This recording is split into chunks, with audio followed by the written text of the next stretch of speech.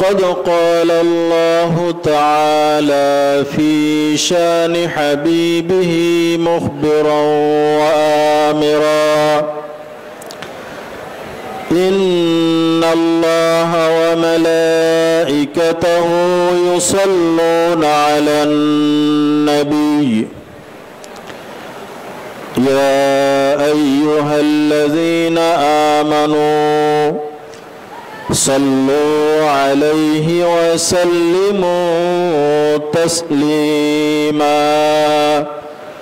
اللهم صل على سيدنا ونبينا وشفيعنا وحبيبنا ومولانا محمد صلى الله عليه وعلى آله وأصحابه وبارك وسلم محبة الشتى شكل درود شريف পড়েন اللهم صل على سيدنا ونبينا وشفيعنا وحبيبنا ومولانا محمد صلى الله عليه وعلى آله وأصحابه وبارك وسلم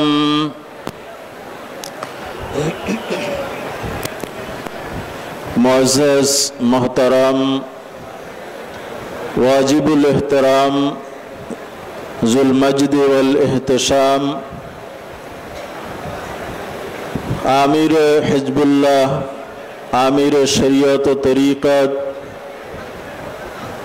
सरसीना शरीफर आला हज़रत पीर साहेब क़िबला मद्दज़िल्लहुल आली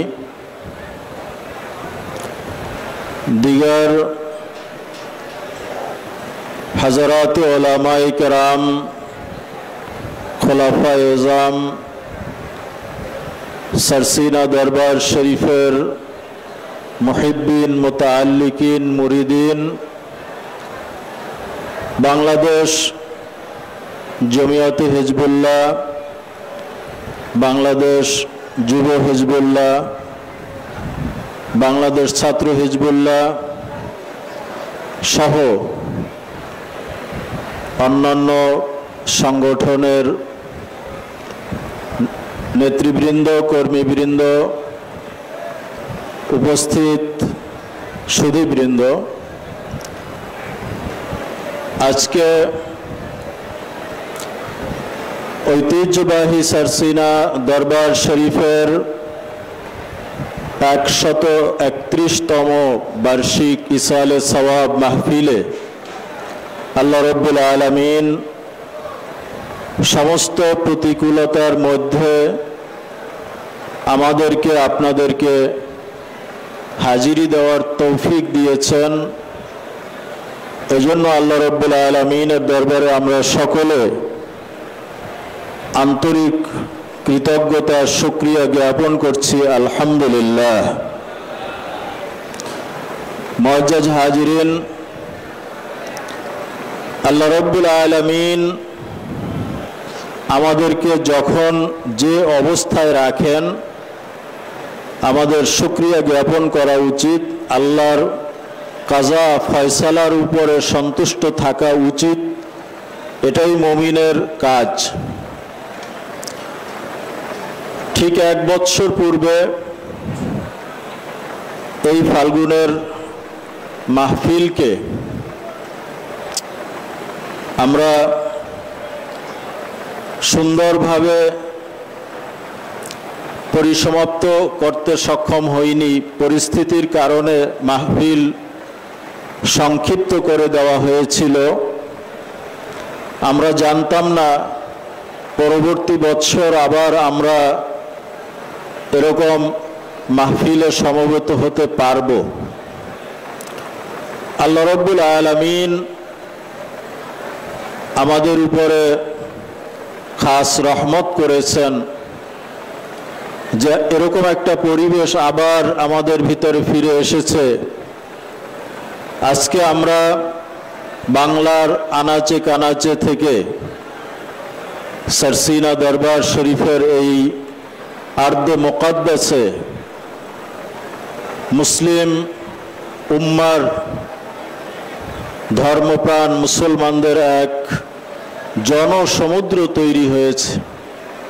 আজকে এই জমিনের প্রত্যেকটি জায়গা জনসমুদ্রের স্রোতে প্লাবিত হচ্ছে। আল্লাহ রাব্বুল আলামিন আমাদের এই একত্রিত হওয়াকে কবুল করুন এবং যে উদ্দেশ্যে আমরা এই মাহফিলে এসেছি আল্লাহ রাব্বুল আলামিন আমাদের সেই নিয়তকে যেন পরিপূর্ণ করেন, আমাদের মনের ইচ্ছাকে আল্লাহ রাব্বুল আলামিন যেন বাস্তবায়িত করেন। এই ময়দান থেকে আমরা যেন পরকালের পাথেয় সংগ্রহ করে ফিরে যেতে পারি, আল্লাহ আমাদের সেই তৌফিক দিন, আমিন। মুআজ্জাজ হাজিরিন, আজকে বাংলাদেশে যে ধর্মীয় পরিবেশ সৃষ্টি হয়েছে, আজকে বিভিন্ন জায়গায় ধর্মীয় সভা সমাবেশ মাহফিল অনুষ্ঠিত হচ্ছে এবং এই মাহফিলগুলোতে হাজারো হাজারো লক্ষ লক্ষ মানুষ সমবেত হচ্ছে।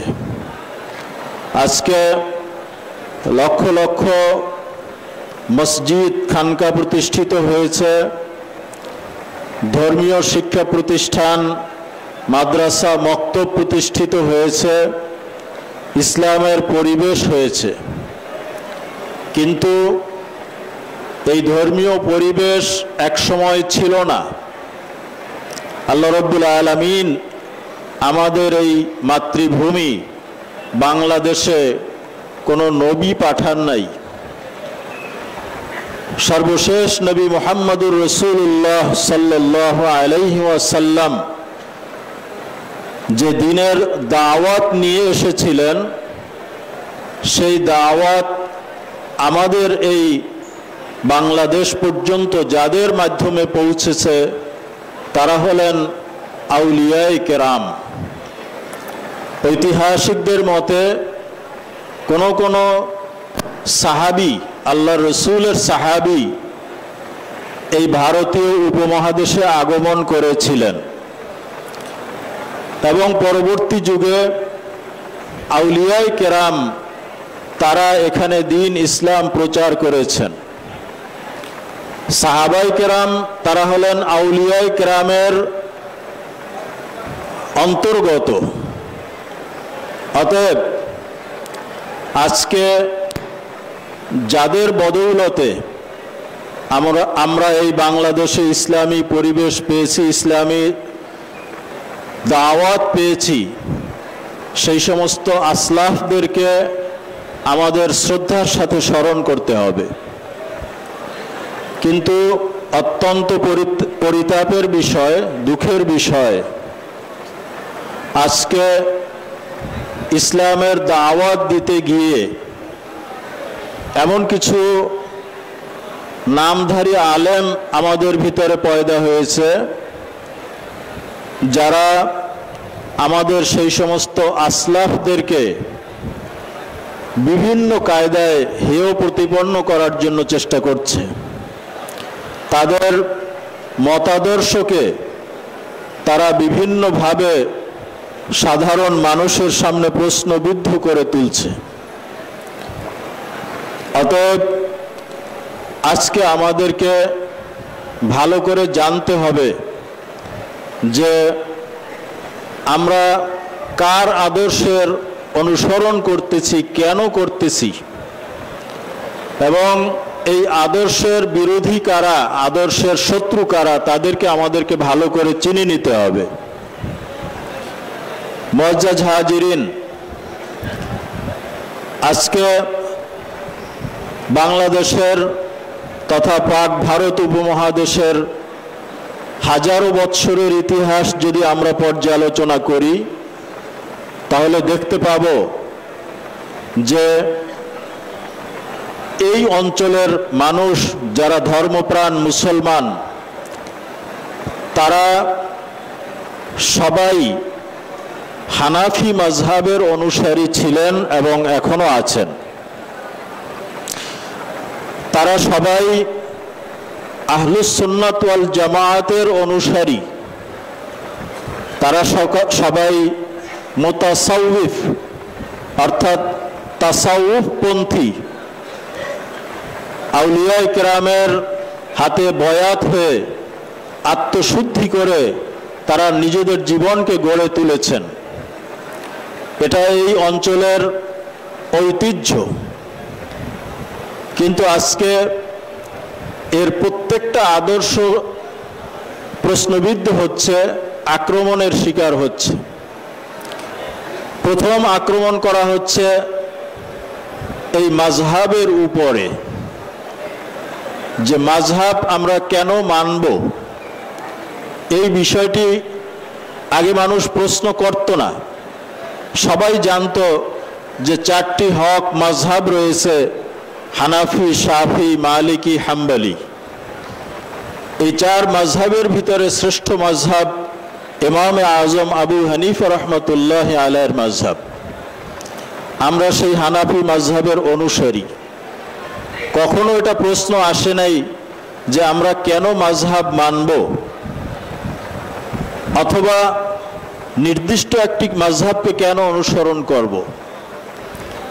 এটা প্রশ্ন করা হয় নাই যে আমরা কেন আউলিয়ায়ে কেরামের কাছে যাব, তাদের কাছে মুরিদ হব, তাদের কাছে বয়াত গ্রহণ করব।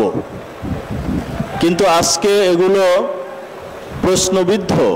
যারা এই প্রশ্নগুলো করছেন তাদের মূলত কোনো সনদ নেই, তাদের কোনো গোড়া নেই, আসল নেই। এজন্য আজকের এই পরিবর্তিত পরিস্থিতিতে দাঁড়িয়ে আমাদেরকে পিছনের দিকে ফিরে তাকাতে হবে যে আমরা কেন মাযহাব অনুসরণ করি, অথবা ইমাম আবু হানিফা রহমতুল্লাহ আলাইহির মাযহাবকেই বা কেন অনুসরণ করি। আমরা কেন আউলিয়ায়ে কেরামের হাতে বয়াত হয়ে থাকি, আমরা কেন আহলুস সুন্নাত ওয়াল জামায়াতের পরিচয় বহন করে থাকি, আমরা কেন নিজেদেরকে গায়রে মুকাল্লিদ অথবা তাকলিদের বাইরে মনে করি না। এই বিষয়টি আমাদেরকে বুঝতে হলে আমাদেরকে ইসলামের প্রথম দিকে ফিরে যেতে হবে। মুহাম্মদুর রাসূলুল্লাহ সাল্লাল্লাহু আলাইহি ওয়াসাল্লাম তিনি এই পৃথিবীতে এসেছেন সর্বশেষ নবী হিসেবে। তবে আল্লাহ রাব্বুল আলামিনের কাছে তিনি সর্বপ্রথম। হাদিস শরীফের ভিতরে ইরশাদ হয়েছে, আউয়ালু মা খালাকাল্লাহু নূরি। রাসূল পাক সাল্লাল্লাহু আলাইহি ওয়াসাল্লাম ইরশাদ করেছেন যে আল্লাহ রাব্বুল আলামিন সর্বপ্রথম আমার নূরকে সৃষ্টি করেছেন। অতএব পরবর্তীতে আল্লাহ রাব্বুল আলামিন যত মাখলুক সৃষ্টি করেছেন তার আসল হলেন মুহাম্মদুর রাসূলুল্লাহ সাল্লাল্লাহু আলাইহি ওয়াসাল্লাম। আল্লাহ রাব্বুল আলামিন এই পৃথিবীতে মানুষের হেদায়েতের জন্য 104খানা কিতাব, আসমানি কিতাব অবতীর্ণ করেছেন। আর এই কিতাবগুলো মানুষকে বুঝিয়ে দেওয়ার জন্য 1,24,000 অথবা 2,24,000 পয়গম্বর আল্লাহ রাব্বুল আলামিন এই দুনিয়ায় পাঠিয়েছেন। 104খানা কিতাবের জন্য 1,24,000 মুআল্লিম বা শিক্ষককে পাঠানো হয়েছে। আল্লাহ রাব্বুল আলামিন এই দুইয়ের মাধ্যমে এই পৃথিবীর মানুষকে গোমরাহি থেকে উদ্ধার করেছেন, সঠিক পথের দিশা দিয়েছেন। এক নম্বর হলো কিতাবুল্লাহ, আল্লাহর কিতাব। এই 104খানা কিতাব, এগুলো সবই আল্লাহর কিতাব। দ্বিতীয় হলো রিজালুল্লাহ, আল্লাহ রাব্বুল আলামিনের মনোনীত ব্যক্তি, আম্বিয়ায়ে কেরাম, যারা এই কিতাবের তালিম মানুষকে দিয়েছেন। অতএব এই দুই ধারায় আল্লাহ রব্বুল আলামিন এই পৃথিবীতে মানুষকে হেদায়েত দান করেছেন। মুআজ্জাজ হাজিরিন, রাসূল পাক সাল্লাল্লাহু আলাইহি ওয়াসাল্লামের আগমনের মাধ্যমে এই পৃথিবীতে নবুয়তের ধারা কিয়ামত পর্যন্তের জন্য আল্লাহ রব্বুল আলামিন সমাপ্ত ঘোষণা করেছেন। তারপরে আর কোনো নবী আসবে না। অতএব আমাদের নবী মুহাম্মদুর রাসূলুল্লাহ সাল্লাল্লাহু আলাইহি ওয়াসাল্লাম তিনি হলেন খাতামুল আম্বিয়া। তারপরে আর কোনো নবী কিয়ামত পর্যন্ত এই পৃথিবীতে আসবে না। অতএব যারা বিশ্বাস করে যে রাসূল পাক সাল্লাল্লাহু আলাইহি ওয়াসাল্লামের পরেও এই পৃথিবীতে কোনো নবী আসতে পারে, তাদের ঈমান থাকবে না। যেমন কাদিয়ানী সম্প্রদায় আছে, তারা তাদের লিডার গোলাম আহমদ কাদিয়ানীকে নবী বলে থাকে। নাউজুবিল্লাহ মিন যালিক। যারা আমাদের নবীকে শেষ নবী মানে না, এরপরেও নবী আসতে পারে মনে করে, তারা কি মুসলমান থাকবে? না। তারা যতই নামাজ পড়ুক, ইসলামের বিধিবিধান পালন করুক, এগুলো আল্লাহ রব্বুল আলামিনের কাছে গ্রহণযোগ্য হবে না। সেই কাদিয়ানী ফিতনা এই পৃথিবীতে এসেছিল এবং এটি খাতমে নবুয়ত বা নবুয়তের পরিসমাপ্তির বিরুদ্ধে এটি প্রথম ফিতনা নয়। রাসূল পাক সাল্লাল্লাহু আলাইহি ওয়াসাল্লাম ইরশাদ করেছেন যে আমার পরে এই পৃথিবীতে অনেক মিথ্যা নবুয়তের দাবিদার আসবে। হাদিস শরীফের ভিতরে ইরশাদ হয়েছে, করিবাম মিন সালাসিনা দাজ্জালুনা কাজ্জাবুন। তারা মিথ্যা নবুয়তের দাবিদার হবে এবং তাদের সংখ্যা 30-এর মতো হবে। রাসূল পাক সাল্লাল্লাহু আলাইহি ওয়াসাল্লাম দুনিয়া থেকে বিদায় গ্রহণ করার আগেই এই ফিতনা সৃষ্টি হয়েছিল। মুসাইলামাতুল কাজ্জাব মিথ্যা নবুয়তের দাবি নিয়ে এই ফিতনার উদ্ভব ঘটিয়েছিল। রাসূল পাক সাল্লাল্লাহু আলাইহি ওয়াসাল্লাম এক হাদিসের ভিতরে ইরশাদ করেন যে আমি স্বপ্নের ভিতরে দেখলাম যে আমার দুই হাতে দুইটি চুরি বা বেড়ি পরিয়ে দেওয়া হয়েছে। রাসূল পাক সাল্লাল্লাহু আলাইহি ওয়াসাল্লাম বলেন যে আমি আল্লাহ রব্বুল আলামিনের পক্ষ থেকে নির্দেশিত হয়ে সেই হাতের যে চুরি বা বেড়ি তার উপরে ফুৎকার করলাম। ফুৎকার করার সাথে সাথে এটা বাতাসে মিলিয়ে গেল, শেষ হয়ে গেল। রাসূল পাক সাল্লাল্লাহু আলাইহি ওয়াসাল্লাম বলেন যে এই স্বপ্নের ব্যাখ্যা বা তাবির হলো যে আমার অবর্তমানে দুইজন মিথ্যা নবুয়তের দাবি করবে, কিন্তু তাদের এই ফিতনা বেশি দিন স্থায়ী হবে না, এটা বাতাসের সাথে মিশে যাবে। ঠিকই রাসূল পাক সাল্লাল্লাহু আলাইহি ওয়াসাল্লামের এই স্বপ্ন বাস্তবায়ন হয়েছিল। মুসাইলামাতুল কাজ্জাবের আবির্ভাব হলো। আসওয়াদ আনাসি নবুয়তের দাবি করল, কিন্তু মুসলমানরা কঠোরভাবে এই ফিতনাকে মোকাবেলা করেছে। এরপরে এই মিথ্যা নবুয়তের ধারা আরো প্রলম্বিত হয়েছে। যুগে যুগে অনেক মানুষ মিথ্যা নবুয়তের দাবি করেছে এবং সর্বশেষ মুসাইলামাতুল কাজ্জাব মিথ্যা নবুয়তের দাবি করেছে। সাহাবায়ে কেরাম যেমনিভাবে এই ফিতনার বিরুদ্ধে অস্ত্র ধারণ করেছিলেন, এই ফিতনাকে দুনিয়া থেকে চিরতরে মিটিয়ে দিয়েছিলেন, আজও পর্যন্ত এই বাতিল এই ফিতনার বিরুদ্ধে মুসলমানরা ঠিক একইভাবে সজাগ রয়েছে। কোনো মিথ্যা নবুয়তের দাবিদারকে এই পৃথিবীতে টিকে থাকতে দেওয়া হবে না।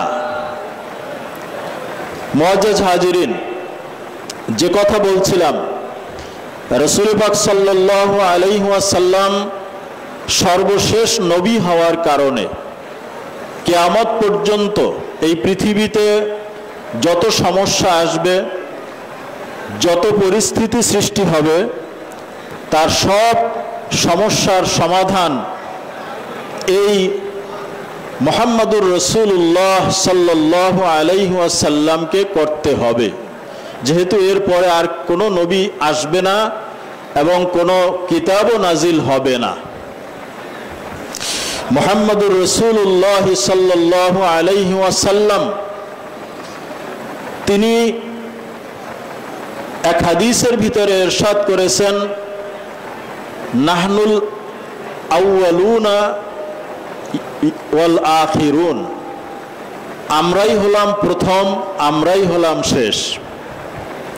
এই হাদিসের অর্থ হলো, এই পৃথিবীতে আগমনের দিক থেকে আমরা সর্বশেষ এই পৃথিবীতে আগমন করেছি, আর কিয়ামতের ময়দানে মর্যাদার দিক থেকে আল্লাহ রব্বুল আলামিনের কাছে সবার সামনে, সবার চেয়ে আমরাই অগ্রগণ্য হব। এক হাদিসে রাসূল পাক সাল্লাল্লাহু আলাইহি ওয়াসাল্লাম ইরশাদ করেছেন যে কাল কিয়ামতের ময়দানে আনা আউয়ালু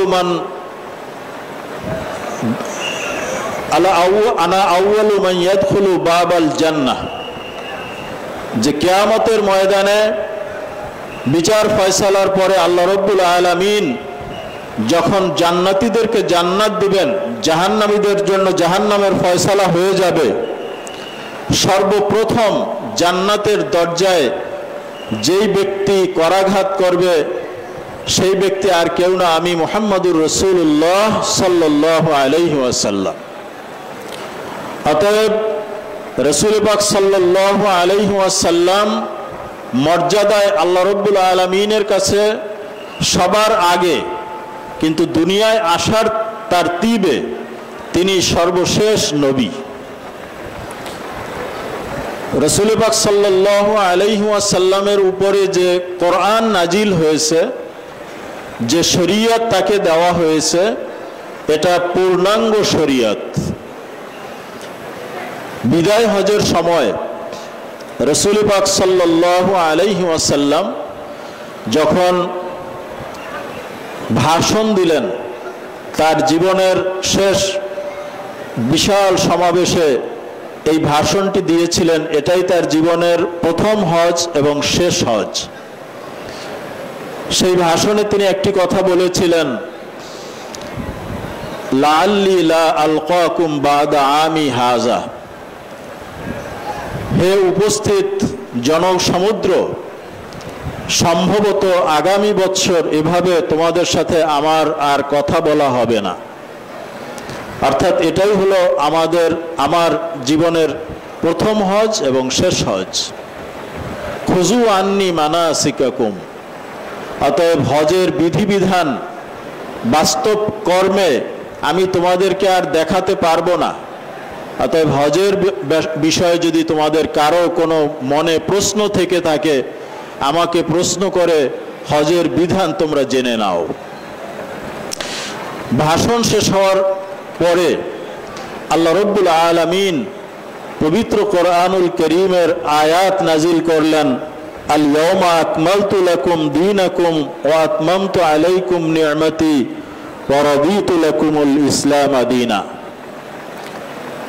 যে দ্বীন ও শরীয়তের ধারা হযরতে আদম আলাইহিস সালাম থেকে আমি শুরু করেছিলাম, এবং এই ধারা আস্তে আস্তে করে পরিপূর্ণতা দান করেছি, আজকের এই মুহূর্তে সেটি পরিপূর্ণতা লাভ করেছে।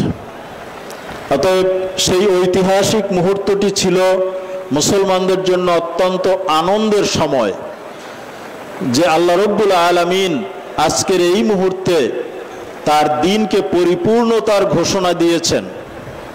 মুসলমানরা অত্যন্ত আনন্দিত হলেন। এমনকি ইহুদিরা পর্যন্ত হযরতে ওমর রাদিয়াল্লাহু তাআলা আনহুর কাছে গিয়ে বললেন যে আপনাদের কোরআনের ভিতরে, আপনাদের কিতাবের ভিতরে একটি আয়াত রয়েছে, এই আয়াতটা যদি আপনাদের উপরে নাজিল না হয়ে আমাদের উপরে নাজিল হতো, আমাদের কিতাবে থাকতো, তাহলে এই আয়াত নাজিল উপলক্ষে আমরা আনন্দ উৎসব করতাম। ওমর রাদিয়াল্লাহু তাআলা আনহু জিজ্ঞাসা করলেন সেটি কোন আয়াত? তখন সে বলল যে এই আয়াত, যেই আয়াতের ভিতরে আল্লাহ তার দ্বীনকে পরিপূর্ণতার ঘোষণা দিয়েছেন। ওমর রাদিয়াল্লাহু তাআলা আনহু বলেন যে এই আয়াত কোথায়, কখন, কিভাবে নাজিল হয়েছিল তার প্রত্যক্ষদর্শী আমি। অতএব দ্বীনকে পরিপূর্ণতা দেওয়া হয়েছে, কিয়ামত পর্যন্ত এই দ্বীন ইসলাম এটি একমাত্র মানুষের জীবন ব্যবস্থা। আল্লাহ রাব্বুল আলামিনের কাছে দ্বীন ইসলাম ছাড়া অন্য কোনো ধর্ম গ্রহণযোগ্য নয়। ইন্নাদ দীনা ইনদাল্লাহিল ইসলাম, একমাত্র আল্লাহ রাব্বুল আলামিনের কাছে গ্রহণযোগ্য ধর্ম হলো ইসলাম। সুতরাং ইসলামের বিধানগুলো আল্লাহ রাব্বুল আলামিন এমনভাবে নাজিল করেছেন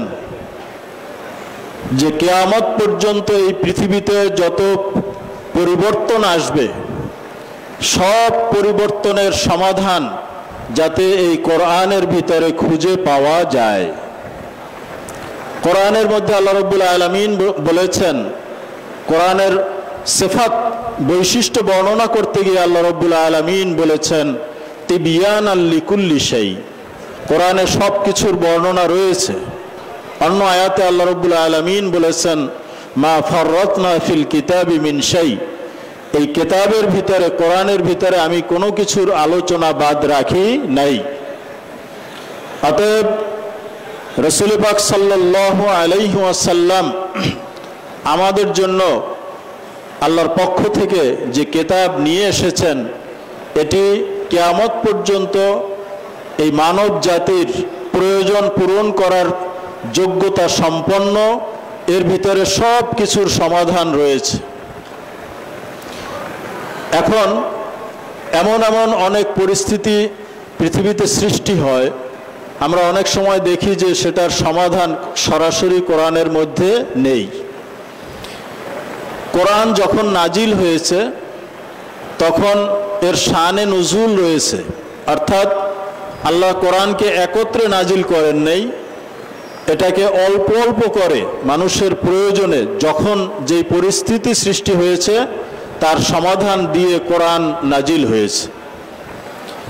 কিন্তু কোরআন নাজিল যখন বন্ধ হয়ে গেছে তখন এরকম অনেক নতুন নতুন পরিস্থিতির সৃষ্টি হতে পারে, তার সমাধান কোথায় খুঁজে পাওয়া যাবে? এজন্য আল্লাহ রাব্বুল আলামিন কোরআনকে একটা সংবিধান হিসেবে আমাদের সামনে তুলে ধরেছেন, একটা উসুল হিসেবে তুলে ধরেছেন। উসুল এবং ফুরু কি, এই জিনিসটা আমাদেরকে বুঝতে হবে। একটা হলো মূল নীতি, আর মূলনীতির আলোকে যে সমাধানটা বের করা হয় এটা হলো তার ফুরু বা শাখা।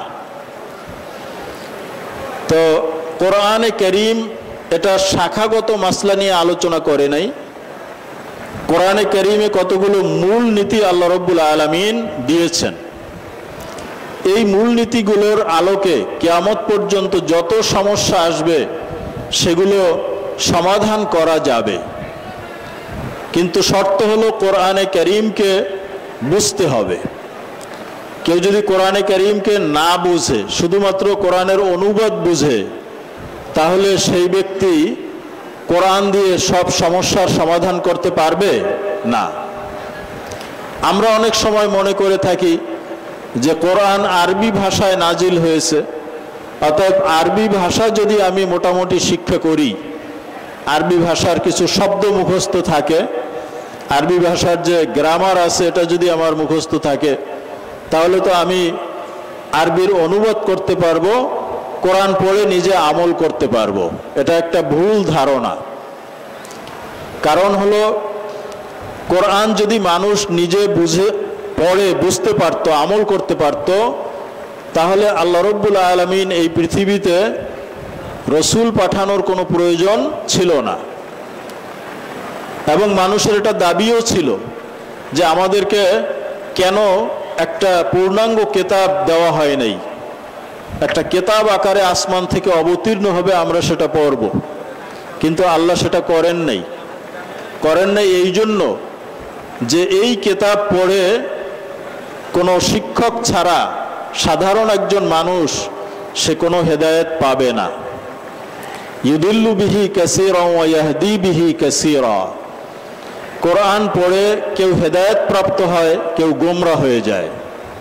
এর কারণ হলো এটাই যে কোরআনকে পড়তে হবে আল্লাহ রব্বুল আলামিন কোরআনের ব্যাখ্যা যেভাবে করতে বলেছেন এবং রাসূল পাক সাল্লাল্লাহু আলাইহি ওয়াসাল্লাম যে ব্যাখ্যা আমাদেরকে দিয়েছেন সেই আলোকে যদি কোরআন পড়া না হয় তাহলে কোরআন আমাদের জন্য হেদায়েত না হয়ে এটা গোমরাহির কারণও হয়ে যেতে পারে।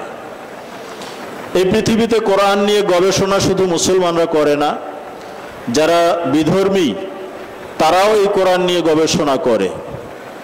কেউ এই কোরআনের মধ্যে বিজ্ঞানের সূত্র খোঁজে, কেউ সমাজনীতির সমাধান খোঁজে, কেউ যুদ্ধনীতির সমাধান খোঁজে, কেউ বা অন্য কিছু খোঁজে।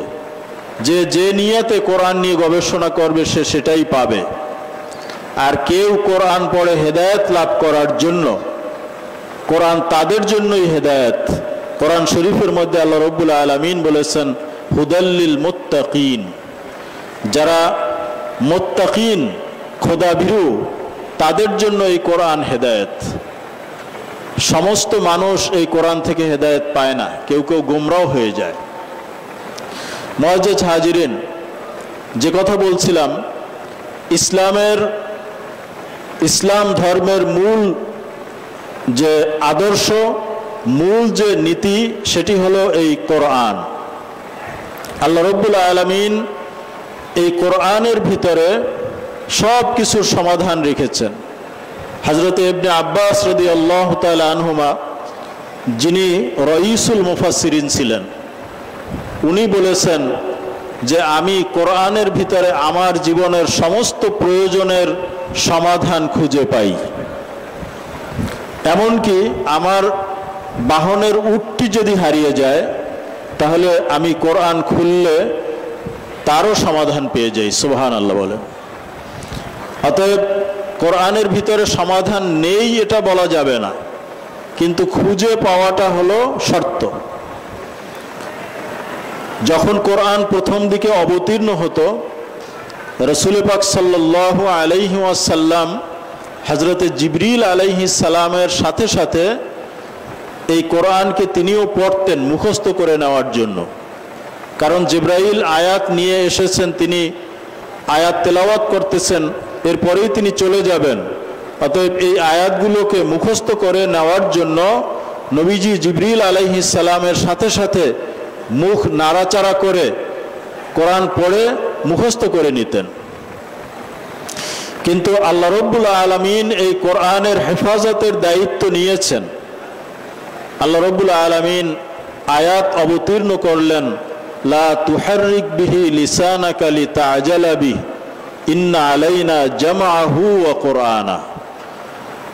আল্লাহ রব্বুল আলামিন বললেন, হে আমার হাবিব, লা তুহাররিক বিহি লিসানাক, এই কোরআন পড়তে গিয়ে আপনি আপনার ঠোঁটকে দ্রুত নাড়াচাড়া করবেন না। ইন্না আলাইনা জামআহু ওয়া কুরআনা, এই কোরআনকে আপনার অন্তরে গেঁথে দেওয়া, আপনার সিনার ভিতরে জমা করে দেওয়ার দায়িত্ব আমি রব্বুল আলামিনের। এবং মানুষের সামনে এটা বয়ান করা, বিশ্লেষণ করা, আপনার মাধ্যমে মানুষের সামনে এটা তুলে ধরার দায়িত্ব আমার।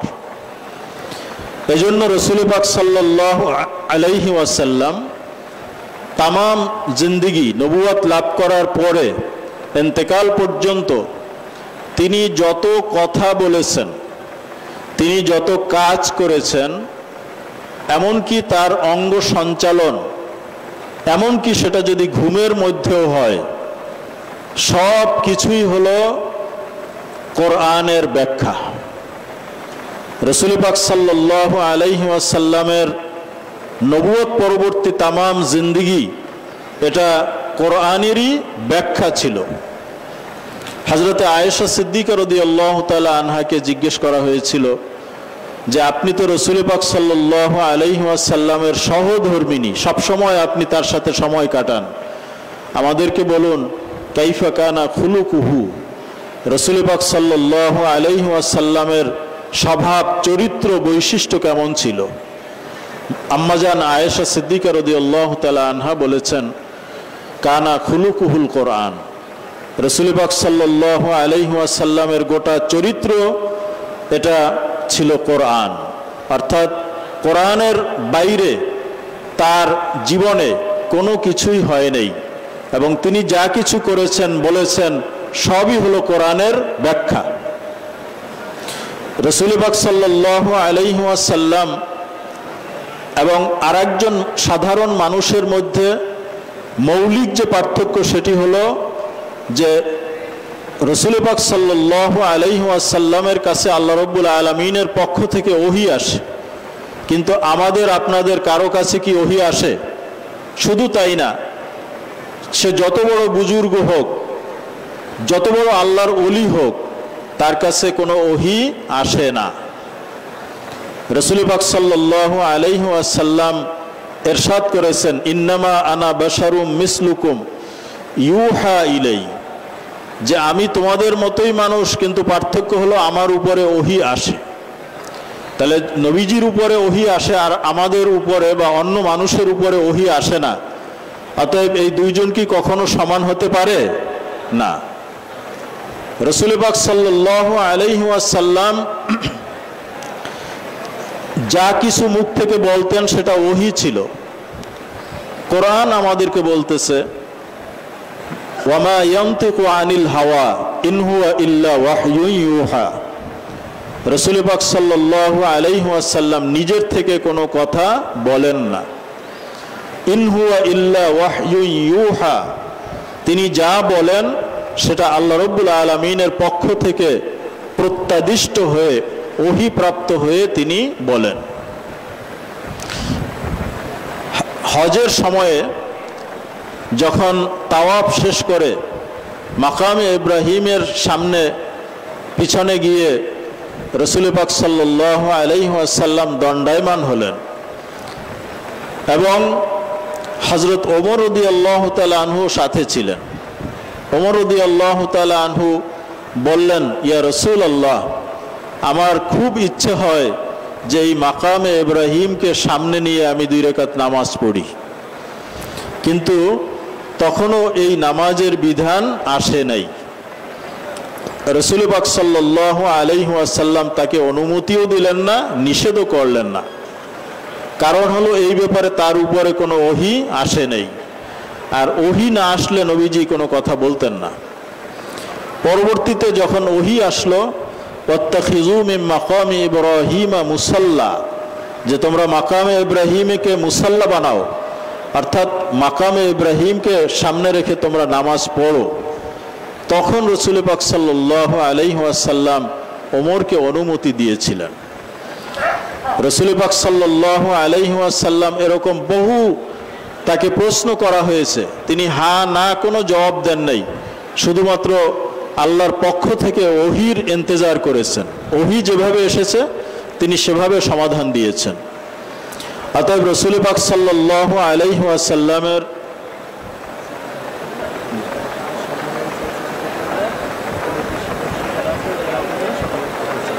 একটা ঘোষণা শোনেন, এরপরে আমরা আবার আলোচনা করব।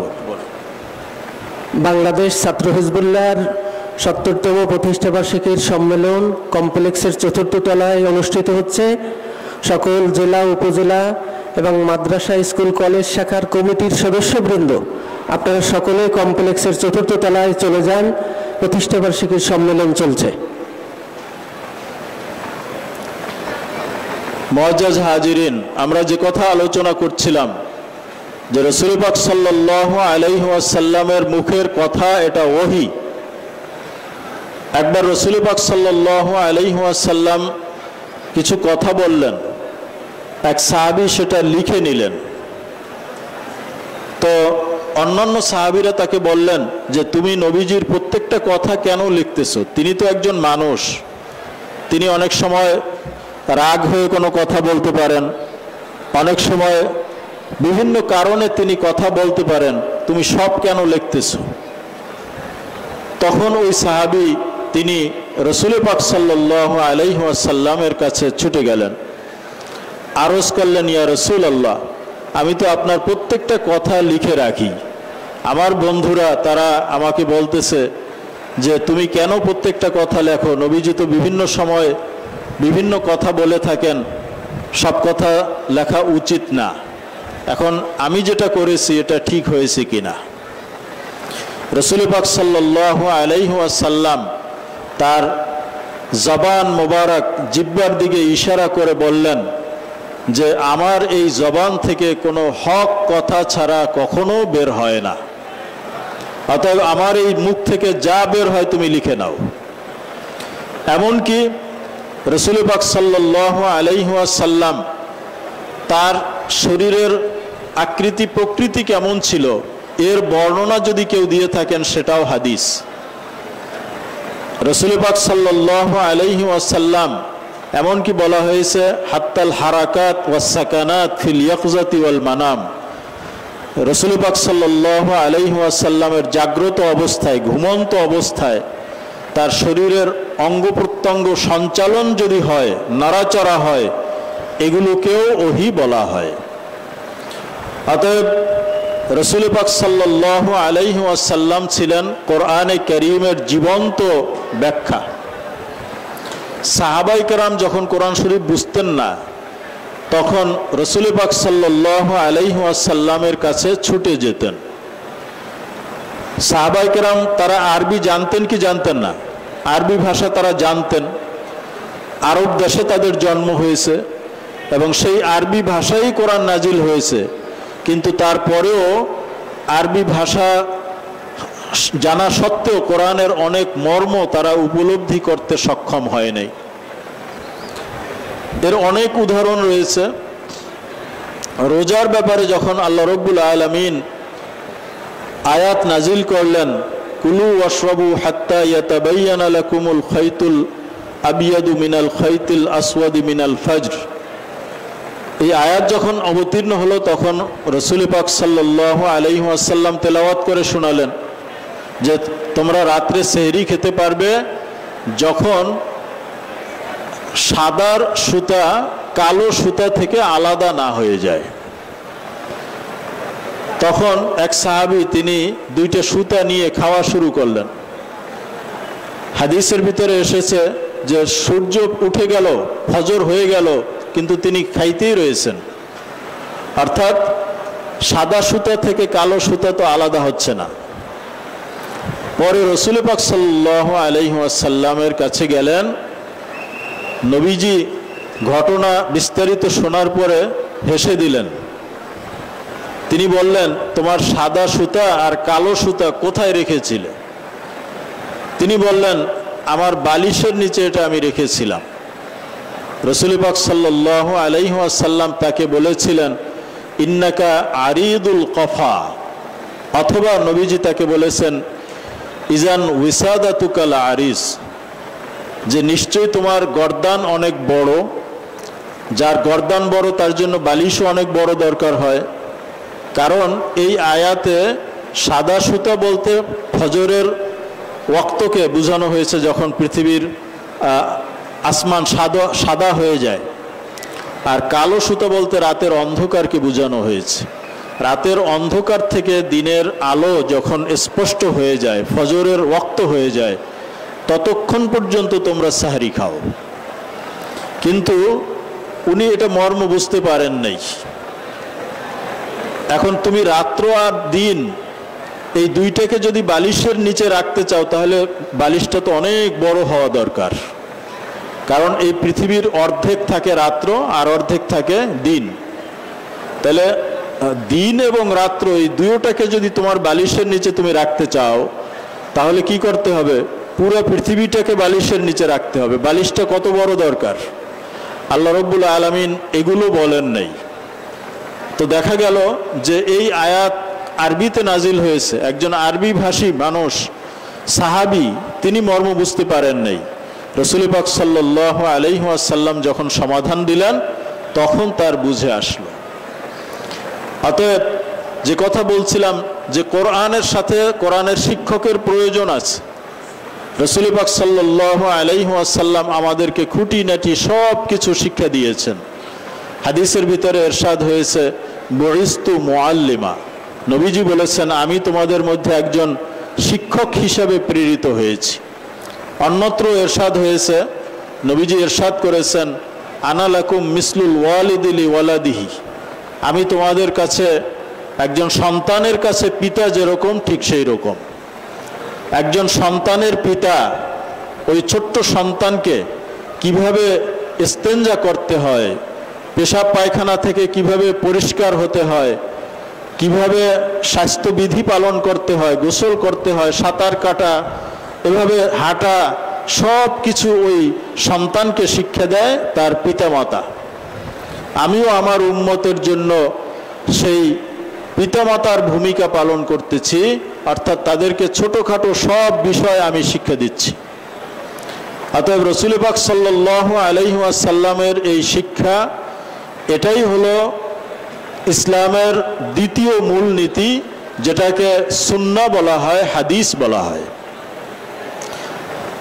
মূলত এটি আলাদা কোনো মূলনীতি না, এটি হলো কোরআনে কারীমেরই ব্যাখ্যা।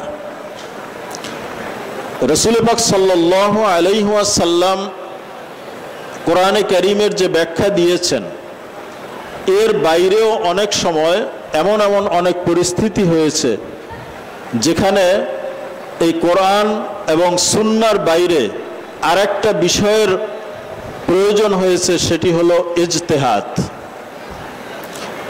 এই ইজতিহাদ এর অর্থ হলো নিজের জ্ঞান বুদ্ধি এটাকে ব্যবহার করে কোরআন ও হাদিসের থেকে কোনো একটা মাসলাকে ইস্তেমবাত করা, উদ্ভাবন করা। মাসলাটা কোরআনের ভিতরেই আছে কিন্তু এটা গোপন অবস্থায় আছে, সেটাকে অনুসন্ধান করা, অনুসন্ধান করে বের করা। যেমন মনে করেন সমুদ্রের তলদেশে মণিমুক্তা আছে, তো এই সমুদ্রের তলদেশে মণিমুক্তা আছে, আপনি সমুদ্রের তীরে দাঁড়িয়ে আপনি যদি মনে করেন যে এই সমুদ্রের সব মণিমুক্তা আমার আছে, তাহলে আমি তো দুনিয়ার বড় একজন ধনী মানুষ, এই ধনীর কোনো লাভ মানে মূল্য আছে? যে এখানে লক্ষ কোটি মুদ্রা সম্পদ আছে, কিন্তু সেটা আছে কোথায়? মাটির নিচে অথবা পানির নিচে, আপনার আয়ত্তে নেই।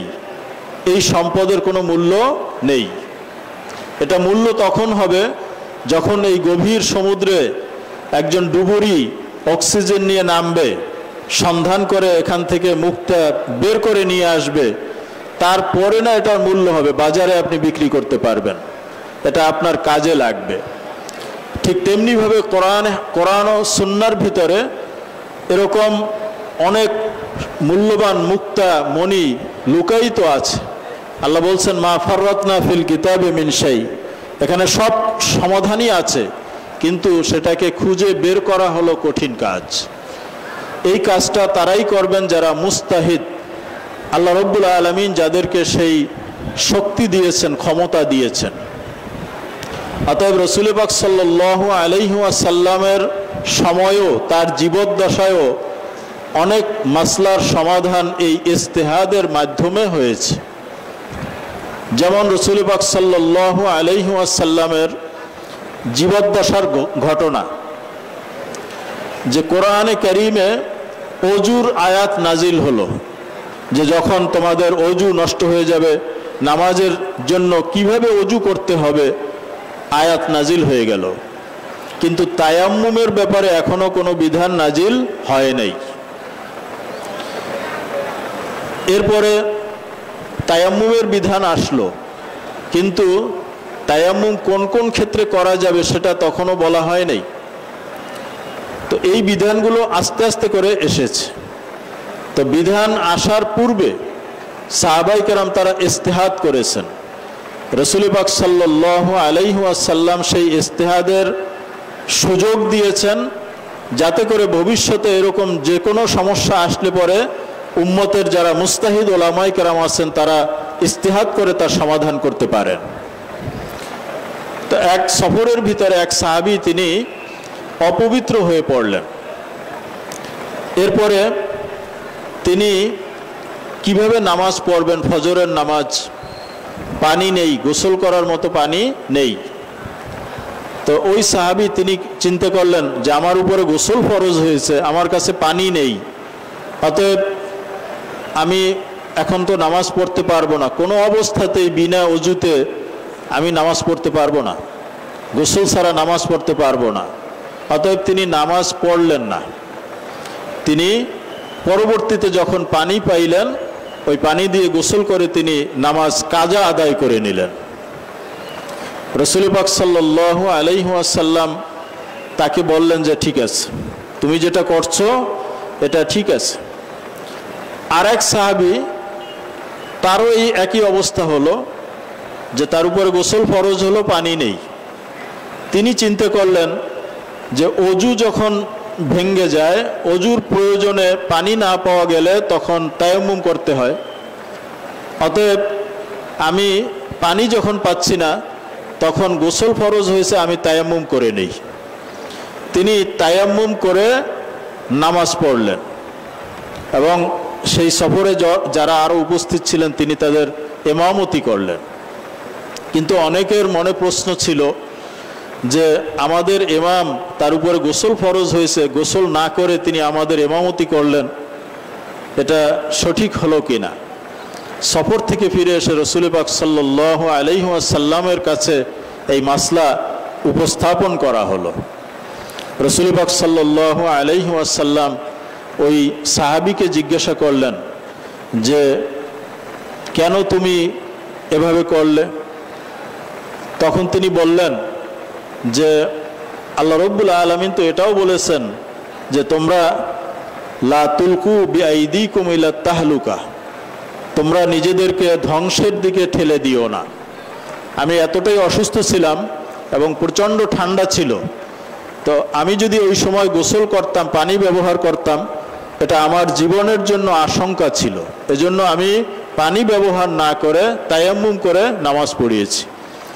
রাসূল পাক সাল্লাল্লাহু আলাইহি ওয়াসাল্লাম সাহাবীর দলিল শুনে মুস্কি হাসলেন এবং তিনি বললেন যে তোমার ইজতিহাদ ঠিক আছে। তাহলে এক লোক নামাজ পড়লো না, সে পরে কাজা করলো, নবীজি তাকেও বললেন ঠিক আছে। আর এক লোক তায়াম্মুম করে নামাজ পড়লো, নবীজি তাকেও বললেন কি আছে, ঠিক আছে। অর্থাৎ রাসূল পাক সাল্লাল্লাহু আলাইহি ওয়াসাল্লামের সামনে তার উপস্থিতিতে সাহাবায়ে কেরাম ইজতিহাদের মাধ্যমে মাসলার সমাধান করতেন এবং নবীজি সেটা স্বীকৃতি দিয়েছেন।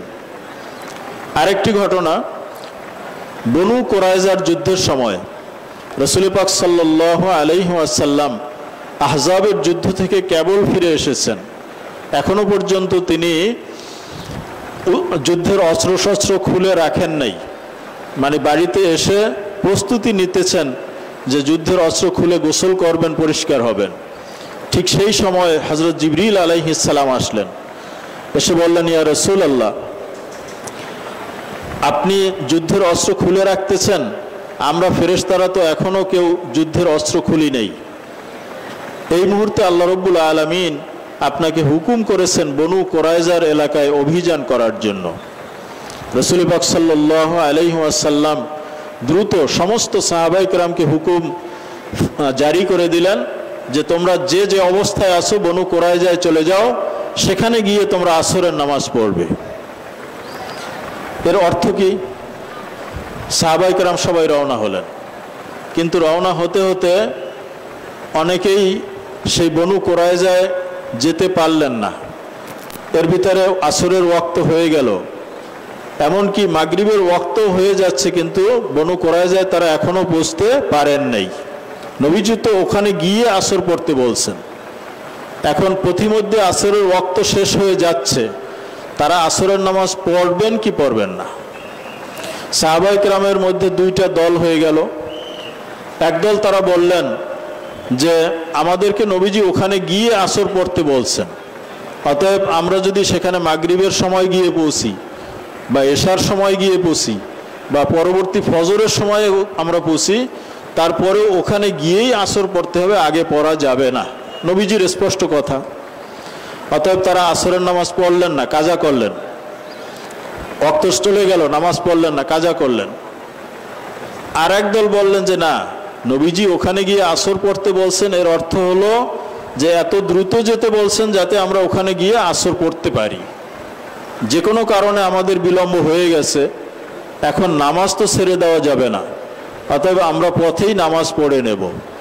এই দল তারা আসরের নামাজ পথিমধ্যে আদায় করে নিলেন, আর বাকি দল তারা নামাজ পড়লেন না, ওখানে গিয়ে কাজা করলেন। নবীজি আসলেন পরে। নবীজি যখন সেখানে ফিরে আসলেন, তার সামনে এই মাসলা নিয়ে গেল। সাহাবায়ে কেরাম গেলেন যে এইরকম অবস্থা হয়েছে, আমরা অনেকে তো নামাজ কাজা করেছি আর অনেকে পথে পড়ে নিয়েছি, এখন আসলে আমাদের এই কাজগুলো ঠিক হয়েছে কিনা। ফালাম ইউআন্নিফ আহাদান, রাসূল পাক সাল্লাল্লাহু আলাইহি ওয়াসাল্লাম এই দুইটি দলের কাউকে ভৎসনা করলেন না যে তোমাদের এই কাজটা হয় নাই বা তোমাদের এই কাজটা হয় নাই। তাহলে বুঝে গেল যে রাসূল পাক সাল্লাল্লাহু আলাইহি ওয়াসাল্লামের উপস্থিতিতে যেই মাসলার সমাধান সরাসরি কোরআন ও হাদিসের ভিতরে খুঁজে পাওয়া যায় নাই, সেটাকে তারা তাদের জ্ঞান বুদ্ধি ইজতিহাদের মাধ্যমে সমাধান করেছেন, এবং সেক্ষেত্রে একাধিক মত হয়েছে। রাসূল পাক সাল্লাল্লাহু আলাইহি ওয়াসাল্লাম একাধিক মতের ভিতরে একটাকে রেখে আর একটাকে বাদ দেন নাই, দুইটাকে তিনি স্বীকৃতি দিয়েছেন। এমনকি হাদিস শরীফের ভিতরে ইরশাদ হয়েছে, আল মুস্তাহিদু ইউখতি ওয়া ইউসিব, একজন মুস্তাহিদ ইজতিহাদ করতে গেলে তার ভুলও হতে পারে, আবার তিনি সঠিক সিদ্ধান্তে উপনীতও হতে পারেন। লিল মুসিবে আজরান, যেই ব্যক্তি সঠিক সিদ্ধান্তে উপনীত হতে পারলো সে দুইটি সওয়াব পাবে। এক হলো এই যে সে কষ্ট গবেষণা করলো এজন্য, আর এক হলো সঠিক সিদ্ধান্তে সে পৌঁছতে পারলো এজন্য। আর যেই ব্যক্তি মুখতি ভুল করেছে, ফালাহু আজরুন ওয়াহিদ, সে ব্যক্তিও একটা সওয়াবের অধিকারী হবে। অতএব সেটা হলো সে যে কষ্ট করেছে এজন্য সে সওয়াব পাবে, কিন্তু সিদ্ধান্তে উপনীত হতে পারে নাই। এই যে মনে করেন আমাদের এই যে বৈশ্বিক মহামারী করোনা ভাইরাস যখন শুরু হয়েছে, মানুষ এটার কিভাবে ভ্যাকসিন আবিষ্কার করা যায় এজন্য পৃথিবীর বিভিন্ন বড় বড় সংগঠন, যারা সায়েন্টিস্ট ডাক্তার, তারা অনেক গবেষণা করেছেন। অবশেষে এটা টিকা আবিষ্কার হয়েছে। তো যেই সমস্ত সংগঠনগুলো বা সংস্থাগুলো গবেষণা করেছিল, সবাই কি টিকা আবিষ্কার করতে পারছে? পারে নাই। দেখা গেল 100টা সংগঠন এটা নিয়ে গবেষণা করেছে, এর ভিতরে যদি 5টা সংগঠন টিকাটা বের করতে পারে তাহলে এটাই মানুষের জন্য যথেষ্ট হবে। কিন্তু এই যে 100 সংগঠন যারা কষ্ট করেছে, দিনরাত গবেষণা করেছে, রিসার্চ করেছে, তাদের কি অবদান নেই? তাদের অবদানকে স্বীকৃতি দিতে হবে, যদিও তারা সঠিক সিদ্ধান্তে পৌঁছতে পারে নাই। ঠিক তেমনিভাবে একজন মুস্তাহিদ ইজতিহাদ করতে গিয়ে যদিও তার কোনো ভুল হয়, তারপরেও সে আল্লাহ রাব্বুল আলামিনের কাছে একটা সওয়াবের অধিকারী হবে। আর ভুল বা সঠিক এটার সমাধান তো দিতে পারবেন আল্লাহ এবং তার রাসূল। অতএব এখন যদি কোনো মুস্তাহিদ কোনো ইজতিহাদ করেন, তিনি সঠিক সিদ্ধান্তে পৌঁছতে পেরেছেন কিনা সেটার সমাধান আমরা দিতে পারবো না। এজন্য মুস্তাহিদ ওলামায়ে কেরামের যে সিদ্ধান্ত, এটাকেই আমাদের শিরোধার্য মনে করতে হবে। সেটা সঠিক বা বেঠিক এর ফয়সালা কিয়ামতের দিন আল্লাহ রাব্বুল আলামিন করবেন।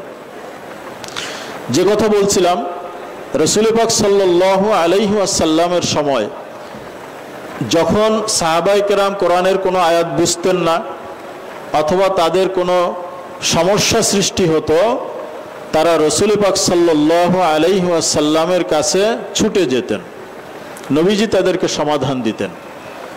এমনকি রসুল পাক সাল্লাল্লাহু আলাইহি ওয়াসাল্লামের অনুমতিক্রমে কোনো সাহাবী তারা নবীজির জীবদ্দশায় সমস্যার সমাধান দিতেন। এই সমস্যার সমাধানকেই বলা হয় ফতোয়া। তো আল্লাহ রাব্বুল আলামিন সর্বপ্রথম ফতোয়া প্রদান করেছেন, এরপরে রসুল পাক সাল্লাল্লাহু আলাইহি ওয়াসাল্লাম ফতোয়া দিয়েছেন, এরপরে সাহাবায়ে কেরাম তারা এই ফতোয়ার দায়িত্ব পালন করেছেন। রসুল পাক সাল্লাল্লাহু আলাইহি ওয়াসাল্লাম হযরতে মুআজ ইবনে জাবালকে যখন ইয়ামানে পাঠিয়েছিলেন, তখন তিনি সেখানকার গভর্নর হবেন, সেখানে অনেক সমস্যা সৃষ্টি হবে, এটার সমাধান তিনি কিভাবে করবেন। নবীজি যাওয়ার প্রাক্কালে তাকে জিজ্ঞেস করলেন, বিমা তাকদি ইয়া মুআজ, হে মুআজ, সেখানে গিয়ে তুমি কিসের ভিত্তিতে মানুষের মধ্যে ফয়সালা করবে? তিনি জবাব দিলেন, বি কিতাবিল্লাহ, আমি আল্লাহর কিতাব অনুযায়ী তাদেরকে ফয়সালা দেব। নবীজি বললেন, ফাইল্লাম তাজিদ ফি কিতাবিল্লাহ, যদি সমাধান তুমি আল্লাহর কিতাবের ভিতরে খুঁজে না পাও। নবীজি বলেন নাই যদি কোরআনের মধ্যে না থাকে, কারণ কোরআনের মধ্যে না থাকার কোনো প্রশ্নই আসে না, আছে, কিন্তু যদি তুমি সেটা খুঁজে না পাও। তিনি জবাব দিলেন, ফাবি সুন্নতি রসুলিল্লাহ, তাহলে আমি আল্লাহর রসুলের সুন্নাহ বা হাদিসের ভিতরে আমি সমাধান খুঁজে বের করব। নবীজি বললেন, ফাইল্লাম তাজিদ ফি সুন্নতি রসুলিল্লাহ, যদি আল্লাহর রসুলের সুন্নার ভিতরেও তুমি সমাধান খুঁজে না পাও। তখন তিনি বলেছিলেন, আজতাহিদু বিরায়ি, তখন আমি আমার জ্ঞান অনুযায়ী এই কোরআন ও হাদিসের আলোকে আমি সমস্যার সমাধান খুঁজে বের করব, ইস্তেহাদ করব, গবেষণা করে আমি সমাধান করব। রাসূল পাক সাল্লাল্লাহু আলাইহি ওয়াসাল্লাম তার এই জবাব শুনে অত্যন্ত খুশি হয়েছিলেন।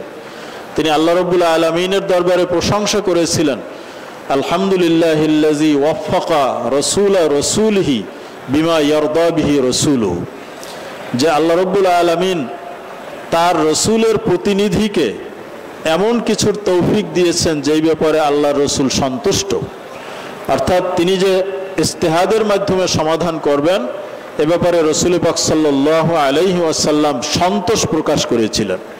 মুআজ্জাজ হাজিরিন, যে কথা বলছিলাম, রসুল পাক সাল্লাল্লাহু আলাইহি ওয়াসাল্লামের সময়ে এমন এমন সমস্যার সৃষ্টি হয়েছিল যেগুলোকে রসুল পাক সাল্লাল্লাহু আলাইহি ওয়াসাল্লামের সাহাবায়ে কেরাম ইস্তেহাদের মাধ্যমে সমাধান দিয়েছেন। এই ইস্তেহাদের ক্ষমতা আল্লাহ রাব্বুল আলামিন সমস্ত সাহাবীদেরকে দেন নাই। সাহাবায়ে কেরামের ভিতরে এই গুণ আল্লাহ রাব্বুল আলামিন হাতে গোনা কয়েকজনকে দিয়েছিলেন যারা ইস্তেহাদ করতেন। বাকি যারা ছিলেন তারা এই মুস্তাহিদ সাহাবায়ে কেরামের যে সমাধান সেই অনুযায়ী আমল করতেন, যেটাকে তাকলিদ বলা হয়। অতএব এই ধারাটা সে সময়ও ছিল যে মুস্তাহিদ যারা তারা সমাধান দিতেন আর সাধারণ মানুষ সেই সমাধান অনুযায়ী আমল করতেন। রাসূল পাক সাল্লাল্লাহু আলাইহি ওয়াসাল্লামের ইন্তেকালের পরে এরকম অনেক সমস্যার উদ্ভব হয়েছিল যার সমাধান সাহাবায়ে কেরাম দিয়েছিলেন। নবীজির ইন্তেকালের পরে সমস্ত দায় দায়িত্ব, খেলাফতের সমস্ত দায়িত্ব সিদ্দিকে আকবর আবু বকর রাদিয়াল্লাহু তাআলা আনহুর কাঁধের উপরে বর্তায়। যেমনিভাবে তিনি রাসূল পাক সাল্লাল্লাহু আলাইহি ওয়াসাল্লামের জীবদ্দশায় নামাজের মুসাল্লায় দাঁড়িয়ে ইমামতি করেছিলেন, যখন নবীজির ইন্তেকাল হয়ে যায় তখন তিনি এই মদিনা রাষ্ট্রের খলিফার দায়িত্ব তিনি পালন করেছিলেন। সাহাবায়ে কেরাম তারা আবু বকর রাদিয়াল্লাহু তাআলা আনহুকে যে নবীজির খলিফা হিসেবে মদিনা রাষ্ট্রের রাষ্ট্রপতির দায়িত্ব অর্পণ করেছিলেন, এটাও একটা ইস্তেহাদের মাধ্যমে তারা করেছিলেন, কিয়াসের মাধ্যমে তারা করেছিলেন। নবীজি বলে যান নাই যে আমার পরে আবু বকর খলিফা হবে, এরকম স্পষ্ট কোনো বক্তব্য নেই। রাসূল পাক সাল্লাল্লাহু আলাইহি ওয়াসাল্লাম একবার তিনি ইচ্ছা করেছিলেন যে কিছু ওসিয়তনামা লিখে যাবেন ইন্তেকালের পূর্বে, কিন্তু পরবর্তীতে সেই ওসিয়ত তিনি আর লেখেন নাই, অথবা তিনি কোনো বক্তব্যের মধ্যেও স্পষ্ট করে বলে যান নাই যে আমার অবর্তমানে আবু বকর খলিফা হবে, এটা তিনি বলেন নাই। কিন্তু তিনি কিছু আকার ইঙ্গিত করে গিয়েছিলেন, যার আলোকে সাহাবাই কেরাম ইস্তেহাদ করে কিয়াস করে আবু বকর রাদিয়াল্লাহু তাআলা আনহুকে খলিফা বানিয়েছিলেন। এর ভিতরে একটা হলো এই যে এই দুনিয়ার মদিনার রাষ্ট্রের রাষ্ট্রপতি হওয়া, নেতা হওয়া, এটা বড় না নামাজের ক্ষেত্রে ইমাম হওয়া এটা বড়? এই প্রশ্ন আমাদেরকে যদি করা হয় তাহলে আমরা সহজেই বলবো যে এটা তো একটা রাষ্ট্রের রাষ্ট্রপতি বা প্রধানমন্ত্রী হওয়া এটা অনেক বড় ব্যাপার, আর একটা মসজিদের ইমাম হওয়া এটা তো খুব ক্ষুদ্র। কারণ মসজিদের যে ইমাম সমাজে তার মূল্য কতটুকু? আমরা মনে করি যে মসজিদের যেরকম ঝাড়ুদার খাদেম আছে এরকমই একজন কর্মচারী হলো ইমাম।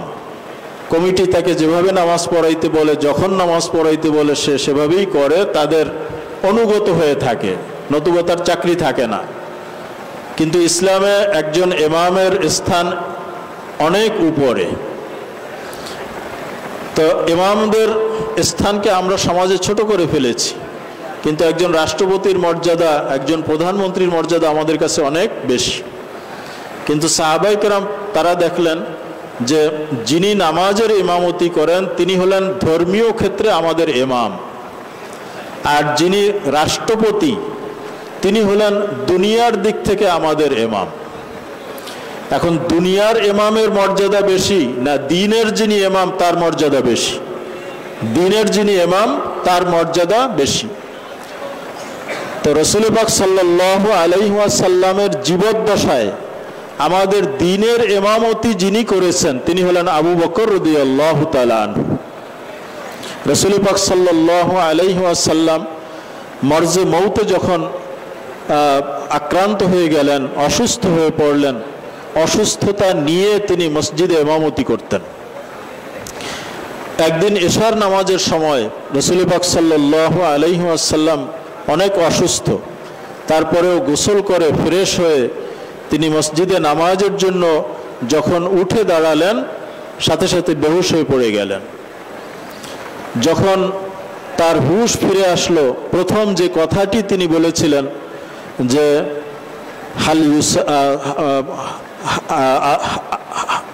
তোমরা কি নামাজ আদায় করেছো, বা মানুষ যারা আসছে নামাজ পড়তে তারা কি নামাজ পড়েছে?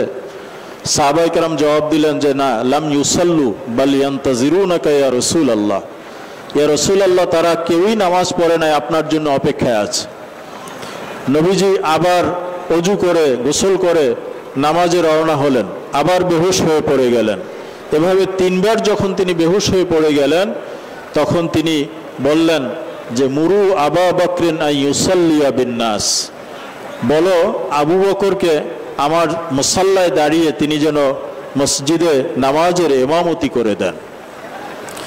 এই প্রথম আবু বকর রাদিয়াল্লাহু তাআলা আনহু রাসূল পাক সাল্লাল্লাহু আলাইহি ওয়াসাল্লামের জায়নামাজে দাঁড়িয়ে ইমামতি করলেন। সেই থেকে ইন্তেকাল পর্যন্ত 17 ওয়াক্ত নামাজের ইমামতি নবীজির উপস্থিতিতে তার জীবিত অবস্থায় আবু বকর সিদ্দিক ইমাম হয়ে আদায় করেছেন। সর্বশেষ যেদিন রাসূল পাক সাল্লাল্লাহু আলাইহি ওয়াসাল্লাম ইন্তেকাল করবেন, ফজরের নামাজের সময় রাসূল পাক সাল্লাল্লাহু আলাইহি ওয়াসাল্লাম আয়েশা সিদ্দিকা রাদিয়াল্লাহু তাআলা আনহাকে বললেন যে তোমার ঘরের দরজার পর্দাটা একটু ফাঁকা করে দাও, আমি নামাজের দৃশ্যটা একটু দেখতে চাই। কারণ এই নামাজের জন্য আমি জীবনে অনেক কষ্ট সহ্য করেছি, এই নামাজের জন্য আমাদেরকে অনেক রক্ত ঝরাতে হয়েছে। রাসূল পাক সাল্লাল্লাহু আলাইহি ওয়াসাল্লাম মক্কায় থাকা অবস্থায় তিনি কাবা ঘরের সামনে সেজদায় অবনত ছিলেন। কাফেররা সব উটের নাড়ি ভুড়ি এনে তার মাথার উপরে চাপিয়ে দিয়েছিল এবং এই দৃশ্য দেখে তারা হাসি মস্করা করতেছিল, একজন আরেকজনের গায়ের উপরে পড়ে যাচ্ছিল হাসতে হাসতে। এরকম ঠাট্টা বিদ্রুপ করেছিল যেই একটা সেজদার জন্য।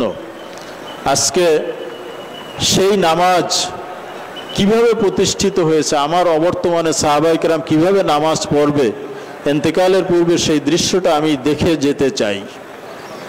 পর্দা ফাঁক করে দেওয়া হলো। রাসূল পাক সাল্লাল্লাহু আলাইহি ওয়াসাল্লাম উকি দিয়ে ফজরের নামাজের দৃশ্য দেখতেছিলেন। সাহাবায়ে কেরাম নামাজের ভিতরেই লক্ষ্য করলেন যে রাসূল পাক সাল্লাল্লাহু আলাইহি ওয়াসাল্লাম তাদেরকে দেখতেছেন। তারা নবীজিকে দেখার জন্য এত উদ্গ্রীব ছিলেন যে তারা কি নামাজ পড়বেন না নামাজ ছেড়ে দিয়ে নবীজিকে দেখবেন, এরকম একটা পরিস্থিতি হয়ে গেল। তখন রাসূল পাক সাল্লাল্লাহু আলাইহি ওয়াসাল্লাম বললেন, মাকানাকুম, যে তোমরা তোমাদের জায়গায় থাকো, নামাজ ছেড়ে দিও না। এরপরে আয়েশা সিদ্দিকাকে বললেন যে পর্দাটা ছেড়ে দাও। পর্দাটা ছেড়ে দেওয়া হলো। সেই নামাজরত অবস্থায় রাসূল পাক সাল্লাল্লাহু আলাইহি ওয়াসাল্লামকে সাহাবায়ে কেরাম দেখেছিলেন। নামাজের সময় রাসূল পাক সাল্লাল্লাহু আলাইহি ওয়াসাল্লামকে সাহাবায়ে কেরাম দেখতেন কি দেখতেন না? দেখতেন। এটা দেখা জায়েজ আছে, কারণ রাসূল পাক সাল্লাল্লাহু আলাইহি ওয়াসাল্লামের চেহারার দিকে তাকানো আর দুনিয়ার কোনো ইমামের চেহারার দিকে তাকানো কি এক হবে? না। কারণ একজন মানুষ মুমিন, সে সব ইবাদত বন্দিগি করতেছে, কিন্তু চর্মচোখে সে রাসূল পাক সাল্লাল্লাহু আলাইহি ওয়াসাল্লামকে দেখে নাই। সে কি সাহাবী হতে পেরেছে? না। কিন্তু একজন সে নবীজিকে এক নজর দেখলো ঈমানের সাথে এবং ঈমানের উপরেই সে মারা গেল, সেই লোকটা কি হয়ে গেল? সাহাবী হয়ে গেল। অতএব রাসূল পাক সাল্লাল্লাহু আলাইহি ওয়াসাল্লাম যাকে এক নজর দেখলে একজন মানুষ সে সাহাবীর স্তরে উন্নীত হয়ে যায়, তার দিকে নজর করা আর সাধারণ একজন ইমামের দিকে নজর করা এক না। এজন্য নামাজের ক্ষেত্রে নিয়ম হলো, মুসল্লি যখন দাঁড়ানো থাকবে তার নজর থাকবে সেজদার জায়গায়, যখন রুকু করবে দুই পায়ের মাঝখানে, যখন সেজদা করবে নাকের দিকে, যখন বৈঠক করবে তখন কোলের দিকে, এখানেই নজর রাখতে হবে।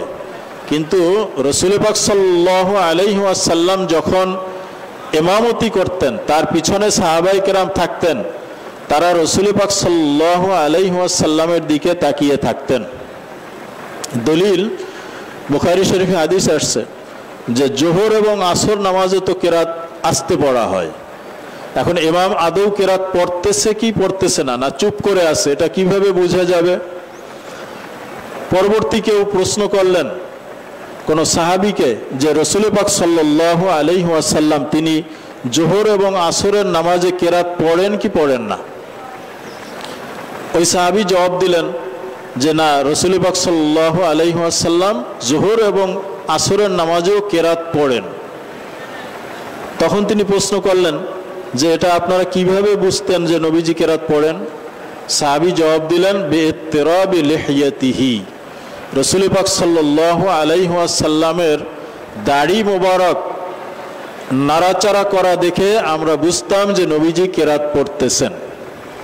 কারণ যখন কেউ কেরাত পড়ে আস্তে কিন্তু মুখ নাড়াচাড়া করে, তখন তার দাড়িও নাড়াচাড়া করে, বোঝা যায় যে সে লোকটা মনে মনে কিছু আস্তে আস্তে কিছু পড়তেছে। তাইলে ওই মুক্তাদি পিছনে সে যদি সেজদার দিকেই তাকায়ে থাকে, তাহলে নবীজির দাড়ি মোবারক লড়তেছে, এটা কিভাবে সে বুঝলো? বুঝে গেল সাহাবী সেজদার জায়গায় না তাকিয়ে সে নবীজির চেহারার দিকে, তার শরীরের দিকে, তার দাড়ি মোবারকের দিকে তিনি তাকিয়েছিলেন।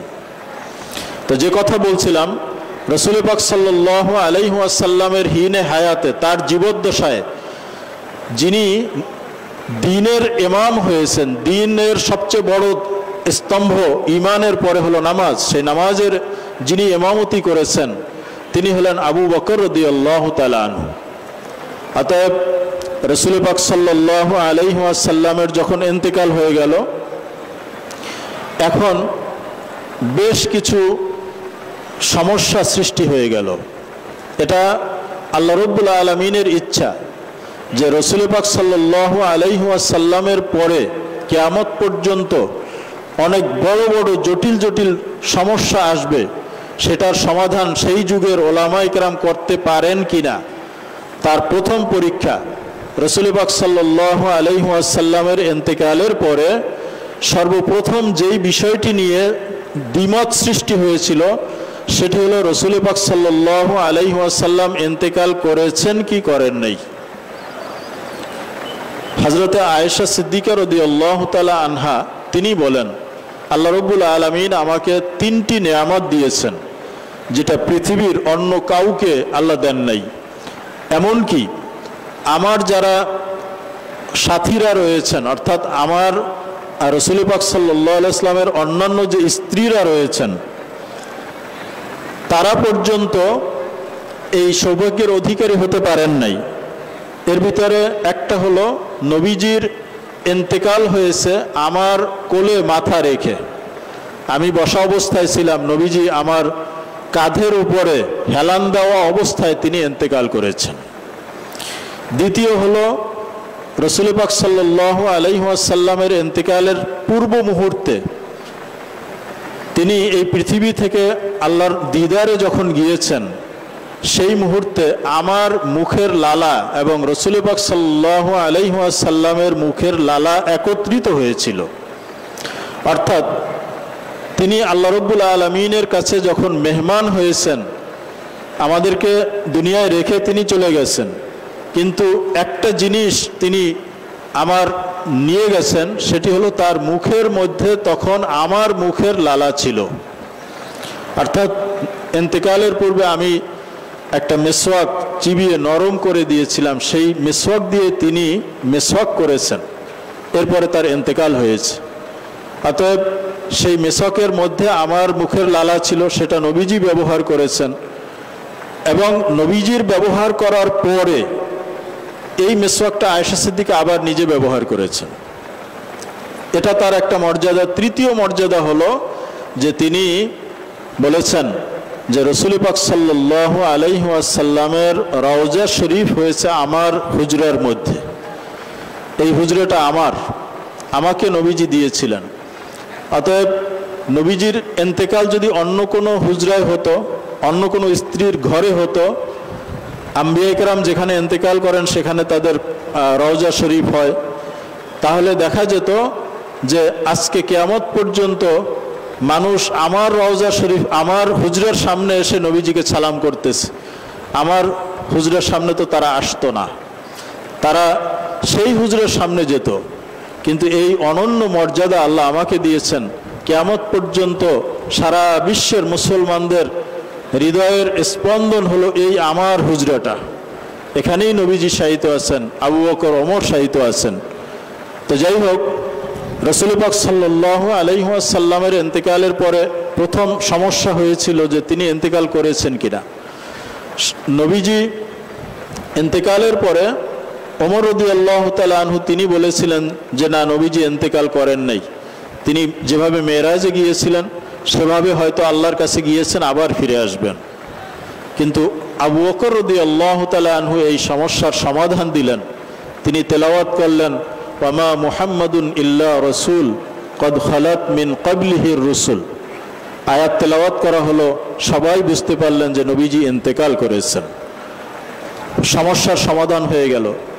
দ্বিতীয়, রসুল পাক সাল্লাল্লাহু আলাইহি ওয়াসাল্লামকে কিভাবে গোসল দেওয়া হবে, কাপড় রেখে দেওয়া হবে শরীরে, না অন্য মাইয়িতকে যেভাবে গোসল দেওয়া হয় সেভাবে কাপড় খুলে অন্য কাপড় দিয়ে ঢেকে তারপরে গোসল দেওয়া হবে। এটাও আল্লাহ রাব্বুল আলামিনের পক্ষ থেকে সমাধান দেওয়া হলো।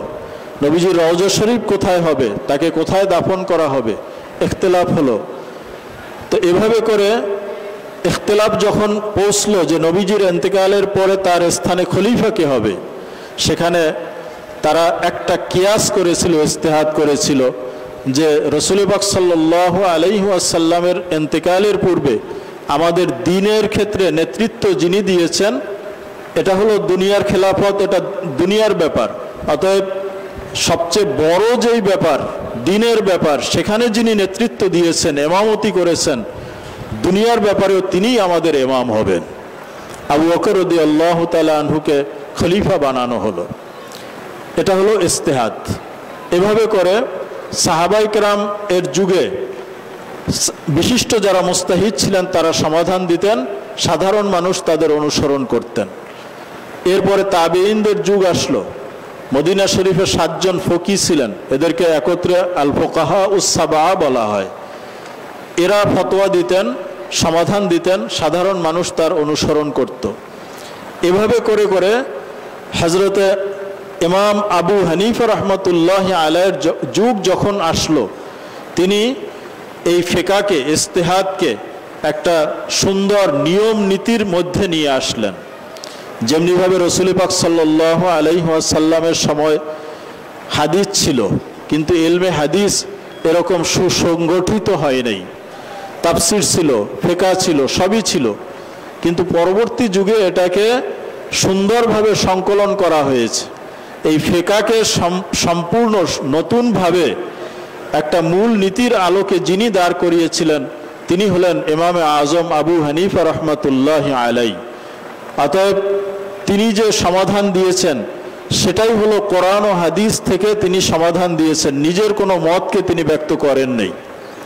ইমাম আবু হানিফা রাহমাতুল্লাহি আলাইহি সম্পর্কে হাদিসে রাসূল পাক সাল্লাল্লাহু আলাইহি ওয়াসাল্লাম ভবিষ্যৎবাণী করেছেন যে আমার উম্মতের পারস্য বংশোদ্ভূত এক ব্যক্তি আসবে, যদি ইলমে দ্বীনকে আকাশের সুরাইয়া তারকায় রেখে দেওয়া হয় সেখান থেকে ছিনিয়ে আনার যোগ্যতা তার হবে। সমস্ত ওলামায়ে কেরাম এই হাদিসের ব্যাখ্যা যারা করেছেন, মোল্লা আলী কারি সহ বড় বড় মুহাদ্দিসিন, আল্লামা জালালউদ্দিন সুয়ুতি সহ, তারা বলেছেন যে এই হাদিসে যেই ব্যক্তির কথা নবীজি বলেছেন তিনি হলেন ইমামে আজম আবু হানিফা রাহমাতুল্লাহি আলাইহি। তারই পথ ধরে পরবর্তীতে ইমাম মালিক রাহমাতুল্লাহি আলাইহি মুয়াত্তা লিখেছেন, ইমাম শাফি, ইমাম আহমদ ইবনে হাম্বল স্ব মাযহাব প্রতিষ্ঠা করেছেন, এবং এর বাইরেও আরও অনেকগুলো মাযহাব ছিল, সেগুলো যুগের আবর্তে বিলীন হয়ে গিয়েছে। এটা আল্লাহ রাব্বুল আলামিনের ইচ্ছা যে তিনি কোন মতকে প্রতিষ্ঠিত রাখবেন আর কোনটাকে দুনিয়া থেকে মিটিয়ে দিবেন। অতএব ইমাম শাফি রহমতুল্লাহি আলাইহি বলেছেন যে আন্নাসু ফিল ফিকহি ইয়ালু আবি হানিফা, সেই আবু হানিফা রহমতুল্লাহি আলাইহির মাযহাব আমরা অনুসরণ করে থাকি। এটাই হলো কোরআন ও সুন্নাহর প্রকৃত অনুসরণ। অতএব যারা মনে করে থাকেন যে মাযহাব অনুসরণ করা এটা কোরআন সুন্নাহর খেলাফ, তারা সম্পূর্ণ ভুলের উপরে প্রতিষ্ঠিত রয়েছেন। আল্লাহ রাব্বুল আলামিন যেন তাদেরকে সঠিক বুঝ দান করেন, আমিন। ওয়া আখির দাওয়ানা আনিল হামদুলিল্লাহি রাব্বিল আলামিন। আসসালামু আলাইকুম ওয়া রাহমাতুল্লাহ।